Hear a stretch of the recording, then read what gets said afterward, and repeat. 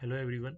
आज हम Haryana police constable recruitment के लिए फॉर्म भरने का पूरा प्रोसेस देखेंगे और मैं आपको स्टेप बाय स्टेप सारी चीज़ें बताऊंगा और आपको ये वीडियो पूरे ध्यान से देखनी है जिसमें आपको क्या क्या चीज़ें अवॉइड करनी है और क्या क्या चीज़ें इंपॉर्टेंट पॉइंट ध्यान में रखनी है, उन चीज़ों पे फोकस करना होगा एंड देन देखेंगे कि ताकि आपका फॉर्म रिजेक्ट ना हो। तो सबसे पहले आपको विजिट करना है इस वेबसाइट पे जिसका लिंक आपको डिस्क्रिप्शन में मिल जाएगा। जो वेबसाइट है adv012026.hrysssc.com। इस पे जैसे ही आप विजिट करेंगे तो ये इंटरफेस आपके सामने खुल के आएगा जिसमें यहाँ पे साफ साफ लिखा हुआ है एडवर्टीजमेंट नंबर 01/2026, जो कि आपकी जनवरी में ही 1 जनवरी को आपको इसका नोटिफिकेशन आ गया था, लेकिन फॉर्म फिलिंग की डेट 11 जनवरी से थी। तो अभी 1-2 दिन ही हुए हैं और कोशिश कीजिएगा कि आप जल्दी से जल्दी फॉर्म फिल करें। अगर आप फॉर्म जल्दी फिल नहीं करेंगे तो फिर लास्ट में साइट क्रैश होती है। आप अगर इस चीज़ में रहेंगे कि डेट एक्सटेंड हो जाएगी तो कुछ फ़ायदा नहीं है। तो सबसे पहले हम देखेंगे कि इसके इम्पोर्टेंट इंस्ट्रक्शन क्या लिखी हुई है, और इनको पढ़ना जरूरी इसलिए होता है कि आप आगे जाके कोई गलती ना करें। तो इसमें क्या लिखा हुआ है, group C CET qualify candidate age on 1/1/2026 will be required to registered again using their CET registration number. इसका मतलब ये है कि जिन लोगों ने भी सीईटी 2025 जिसका एग्ज़ाम आपका हुआ था, तो उसके लिए आपको रजिस्ट्रेशन करना पड़ेगा। मतलब बेसिक सा मतलब ये है कि सीधा सीधा आपको हर किसी जो भी इस वेबसाइट पे विजिट कर रहा है उसको न्यू कैंडिडेट के लिए रजिस्ट्रेशन करना होगा। Candidate will be required to registered by clicking in the new candidate button which is on the right screen. ये इसकी बात हो रही है कि न्यू कैंडिडेट पे आप विजिट करेंगे, देन आपको इसके बारे में आपको बाद में बताऊंगा। Candidate will receive the OTP and email. इसके बाद आपको ओटीपी आपके ईमेल और मोबाइल नंबर पे आएगा जो कि आपने सीईटी रजिस्ट्रेशन के दौरान यूज़ किया था। Candidate who have already registered in the advertisement may log in to advertisement 01/2026 may login fill or view their application by clicking on the register candidate button in case मतलब इसका मतलब ये है कि अगर आपने रजिस्टर कर दिया, न्यू कैंडिडेट पे क्लिक करने के बाद आपने अपना रजिस्टर कर दिया, तो देन आपको दूसरा प्रोसेस क्या होगा कि रजिस्टर कैंडिडेट पे आप आके आप अपना लॉगिन कीजिए। In case the candidate forgot his और password, he or she can click on the forgot password link available on the login screen। जैसे ही हम रजिस्टर कैंडिडेट पे जाएंगे तो वहाँ फॉरवर्ड पासवर्ड का ऑप्शन होता है, तो आप वहाँ पे जाके अपना फॉर्म देख सकते हैं। तो अभी हम न्यू कैंडिडेट पे जाएंगे।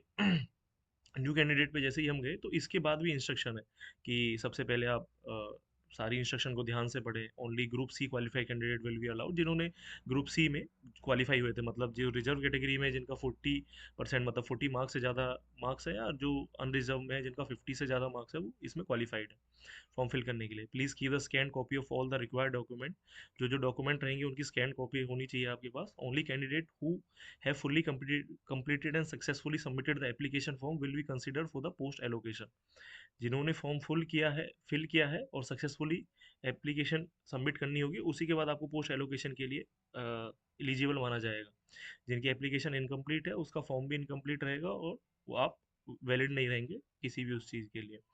Any concealment of information or submission of wrong information by the candidate shall lead to the cancellation of candidature without any further notice।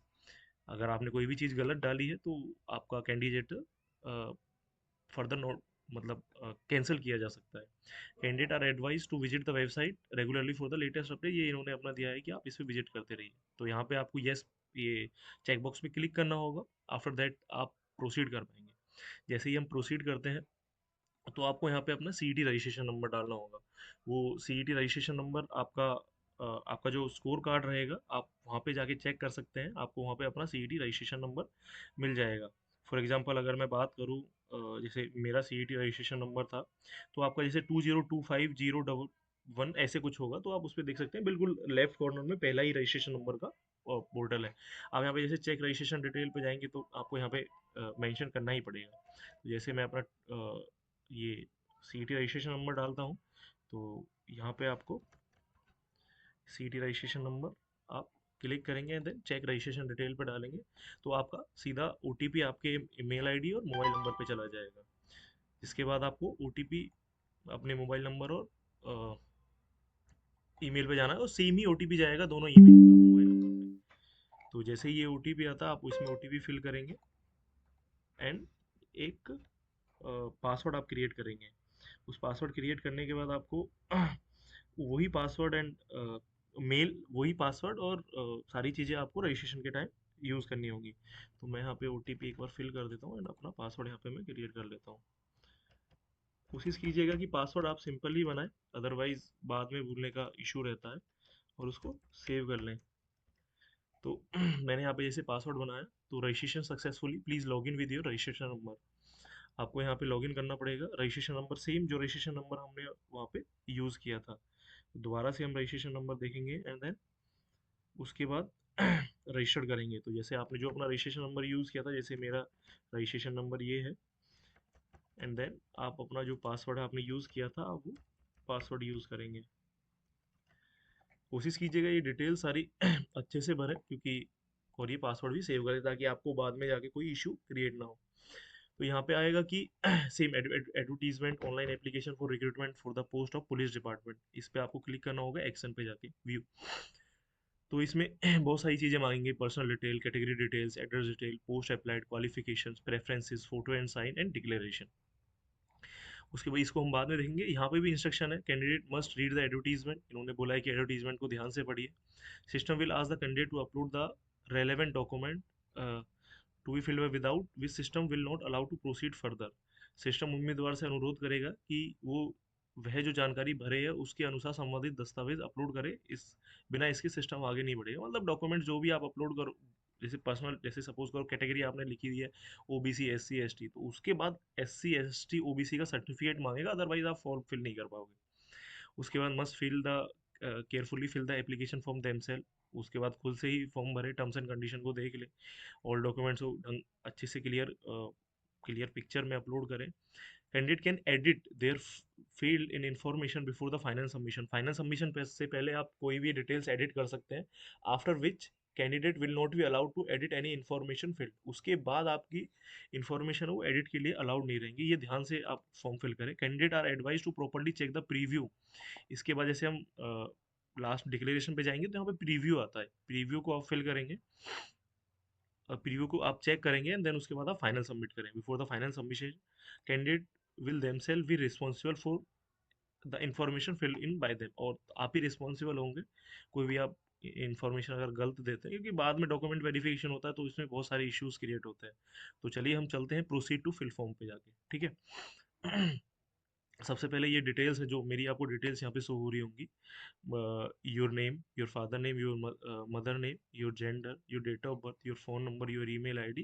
तो ये आप चेंज नहीं कर पाएंगे। ये कोशिश कीजिएगा कि जो आपकी पहले हैं तो वही रहेंगी, इसके अलावा आप इनको चेंज नहीं कर पाएंगे। तो ध्यान में रखिएगा ये चीज़ें। तो मैरिटल स्टेटस आपसे पूछेगा, तो आप मैरिड हैं, अनमैरिड हैं, डाइवोर्स है, विडोर है, लीगली सेपरेटेड है, तो वो आपको बताना होगा। जैसे बहुत सारे लोग अनमैरिड होंगे तो आपको अनमैरिड डालना पड़ेगा, या मैरिड भी होंगे तो अपने हिसाब से देख लीजिएगा। उसके बाद आपको अपना आधार कार्ड नंबर डालना है, जो भी 12 डिजिट का होता है। तो उसके बाद आप आधार कार्ड फिल करेंगे। Then do you have a brother and sister who is your twin or who has also applied. तो कोई ट्विन के बारे में बात की जा रही है, क्योंकि जो सेम सेम होते हैं तो उसके बाद उसका रिकग्निशन में थोड़ा सा इशू आता है, तो इसलिए ये पूछते हैं ताकि उनकी डिटेल भी रहे, तो बाद में आपको इश्यूज क्रिएट ना हो। तो यहाँ पे बस आपको फिल करना था marital status, Aadhaar card number and do you have brother sister. तो इसमें आपको नो कर देना। मोस्टली 99% लोगों का तो नो ही जाएगा इसमें, तो ये ध्यान से चीज़ें भरिएगा। आफ्टर दैट सेकंड ऑप्शन आपको आएगा category details. Are you bonafide residence of Haryana? Yes obviously. अगर आप नहीं है तो नो कीजिएगा। अगर आप नहीं है तो हम नो पे करते हैं, तो कैटेगरी आपकी ऑटोमेटिकली जनरल उठा लेगा। यस है तो आपको अपनी पीपीपी आईडी डालनी पड़ेगी। एंड देन आपको यहाँ पे कैटेगरी आपकी ऑटोमेटिकली उठाएगा। अगर जैसे बीसीए नॉन क्रीमी लेयर है ना, क्योंकि आपने एएस किया तो सीईटी रजिस्ट्रेशन सर्टिफिकेट की उठाएगा। कैटेगरी आपकी यही होगी। अब ऐसा नहीं है कि आप एससी डालने लग जाएं, तो वो मतलब नहीं बनता, और वो कोई करेगा भी नहीं। तो इसमें कैटेगरी सर्टिफिकेट डोमिसाइल मांग रहा है एंड कैटेगरी सर्टिफिकेट मांग रहा है। Are you the ex serviceman or member of an or family member of an ex serviceman. तो अगर जैसे येस करते हैं तो have you avail the benefit. तो ये सारी चीज़ें जैसे येस, नो, तो ये सारी चीज़ें आपको ध्यान से भरनी है। जैसे मेरा एक सर्विसमैन नहीं है तो यहाँ पे नो करेंगे तो कोई ऑप्शन नहीं आएगा। फ्रीडम फाइटर है, येस करेंगे तो फ्रीडम फाइटर का सर्टिफिकेट डाल देना, अदरवाइज नो कर देना। एनसीसी का सर्टिफिकेट है, येस है तो स्टेट ए बी सी के सर्टिफिकेट जाएंगे, अगर नहीं है तो नो जाएगा। उसके बाद ये आपके डोमिसाइल आपको यहाँ पे अपलोड करने पड़ेंगे। For the document please ensure each document size is less than 500 KB, और जेपीईजी जेपीईजी और पीएनजी में एक्सेप्ट होगा, only PDF and images docs में अपलोड नहीं होगा, डॉक्यूमेंट फाइल अपलोड नहीं होगी, एक्सेल फाइल अपलोड नहीं होगी, बस पीडीएफ और इमेजेस होंगे, और जो 500 केबी से नीचे होने चाहिए। तो मैं एक बार डॉक्यूमेंट अपलोड करके फिर आपको नेक्स्ट प्रोसेस के लिए बताता हूँ, और वीडियो में बने रहिए। तो जैसे हम डोमिसाइल सर्टिफिकेट ऑफ हरियाणा पे क्लिक करेंगे तो यहाँ पे आपको व्यू डिटेल्स आएंगी। तो यहाँ पे name of the issuing authority आएगा, तो नायब तहसीलदार डेप्यूटी कमिश्नर, तो आपको नीचे लिखा हुआ दिखाई दे जाएगा कि जहाँ पे हम name of the issuing authority, जैसे मैं आपको अगर अपना रेजिडेंस दिखाऊँ तो यहाँ पे मेंशन है इशूड बाय नायब तहसीलदार, तो आपको नायब तहसीलदार डालना है। डेप्यूटी कमिश्नर है तो आपको ऐसे डेप्यूटी कमिश्नर डालना है। तो इस तरीके से आपको यहाँ पे name of the issuing authority आएगा, रेफरेंस सर्टिफिकेट और डॉक्यूमेंट नंबर। जैसे डॉक्यूमेंट नंबर, जैसे मेरा ये डॉक्यूमेंट नंबर है, तो ये डॉक्यूमेंट नंबर आपको यहाँ पे कॉर्नर, राइट कॉर्नर पे मिलेगा, सेम दोनों पुराने और नए सर्टिफिकेट के हिसाब से। सर्टिफिकेट पुराना ये है, सॉरी नया ये है, और नया पुराना ये है। तो ई दिशा का ये सर्टिफिकेट नंबर आपको यहाँ पे डालना है। तो ये सर्टिफिकेट नंबर हम यहाँ पे देखेंगे तो डेट ऑफ इशू आपको डालनी पड़ेगी, एंड देन उसके बाद फाइल यहाँ पे अपलोड करनी होगी, तो फाइल यहाँ पे अपलोड हो जाएगी। सेम आपको ओबीसी सर्टिफिकेट या जिस भी कैटेगरी से आप बिलोंग करते हैं वहाँ जाएगा, name of the issuing authority, deputy commissioner, reference certificate number, date of issue, और आपका ऐसे अपलोड होगा यहाँ पे। उसके बाद आपने यहाँ पे नो क्लिक किया है, बस family ID, domicile certificate, category and category certificate, ये दो चीज़ें आपको यहाँ पे अपलोड करनी है। उसके बाद हम देखते हैं, ये यहाँ पे आपका एड्रेस डिटेल आएगा, मेलिंग एड्रेस। जैसे सबसे पहले हम यहाँ डालते हैं आपका ये हरियाणा, यहाँ पे रहेगा स्टेट। अगर आप हरियाणा से बिलोंग करते हैं तो यहाँ पे फरीदाबाद, जैसे जो भी आपका स्टेट रहेगा आप वहाँ पे अप्लाई कर सकते हैं। उसके बाद तहसील, तहसील आपका पूछ रहा है तो तहसील आपको डालनी पड़ेगी, एंड देन उसके बाद आपको अपने विलेज का नाम डालना है, तो यहाँ पे ये विलेज तक भी आपको डालना पड़ेगा। फिर आपको पिन कोड डालना पड़ेगा। उसके बाद एक ऑल्टरनेट मोबाइल नंबर आपको डालना पड़ेगा, ऑल्टरनेट नंबर आप डाल दीजिए।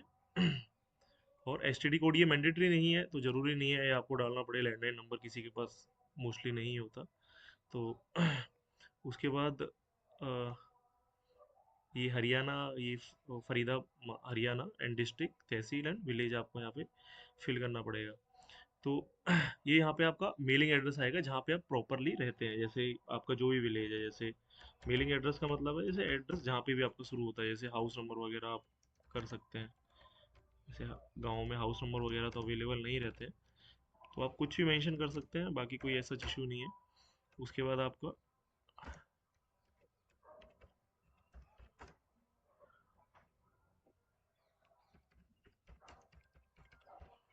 तो यहाँ पे हम अपना विलेज एंड पोस्ट डाल देंगे, बाकी डिस्ट्रिक्ट वगैरह तो ये सारी चीज़ें आ ही गई हैं।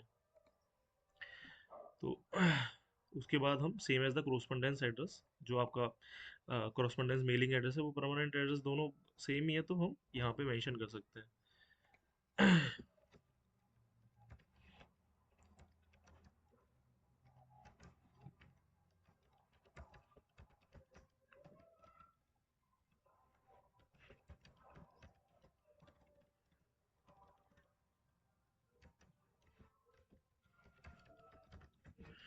तो यहाँ पे जैसे अपना, आपने अपना गांव का नाम या शहर का नाम जहाँ भी आप रहते हैं तो वो आपने मेंशन किया, जैसे विलेज, पोस्ट, पोस्ट ऑफिस जो भी आपका रहेगा, एंड देन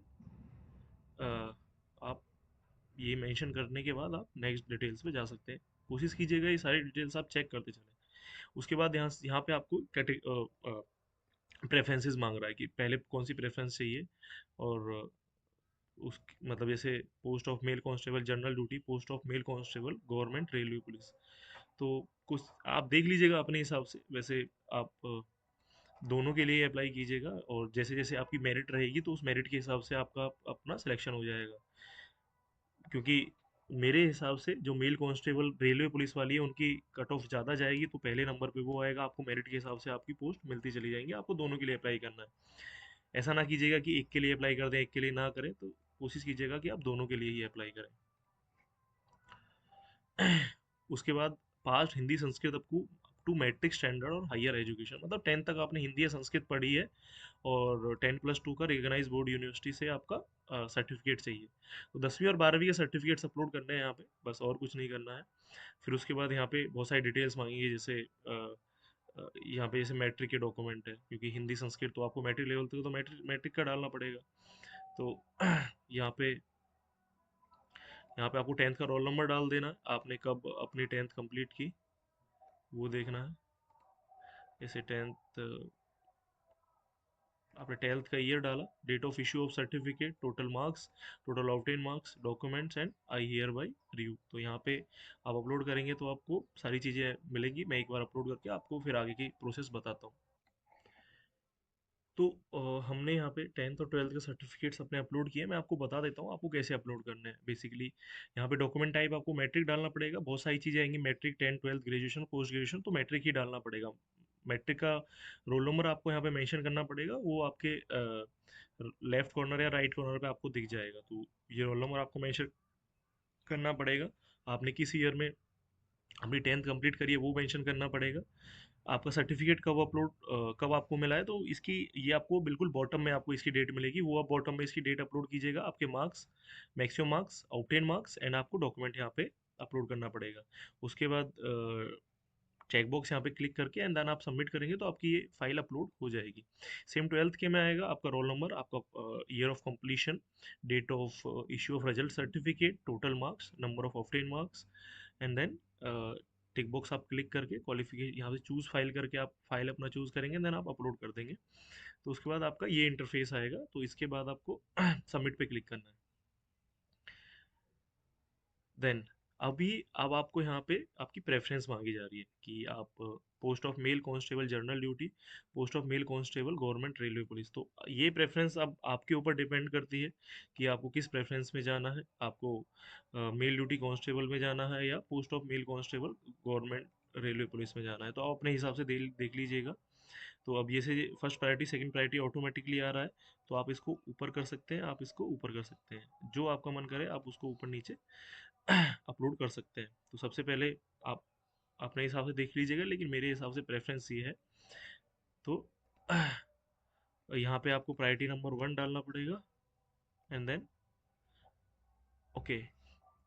तो यहाँ पे आपको प्रायोरिटी ऑटोमेटिकली सेलेक्ट करनी है, देन ऐसे यहाँ पे आप क्लिक करके आप अपनी प्रायोरिटी सेलेक्ट कर सकते हैं। तो आप ऊपर करेंगे तो ये आपके ऊपर आ जाएगी। तो इस हिसाब से आप अपनी देख लीजिएगा जो आपको प्रायोरिटी करनी है। मेरे हिसाब से मैंने जो प्रायोरिटी की है category number 3 post of male constable government railway police, एक जनरल ड्यूटी है, तो आप अपने हिसाब से प्रेफरेंसेस सेलेक्ट कर दीजिएगा एंड देन आप सबमिट। हमने यहाँ पे कंप्लीट किया है। अब 7 स्टेप में जाने से पहले एक चीज़ मैं आपको जो बताऊंगा वो कि फ़ोटो और साइन के बारे में रहेगी, वो की इंपॉर्टेंट डिटेल है, क्योंकि हमको यहाँ पे जो फ़ोटो रहेगा वो नोटिफिकेशन में ये दिया हुआ है कि वहाँ पे उसकी डेट और आपका नाम मेंशन होना चाहिए।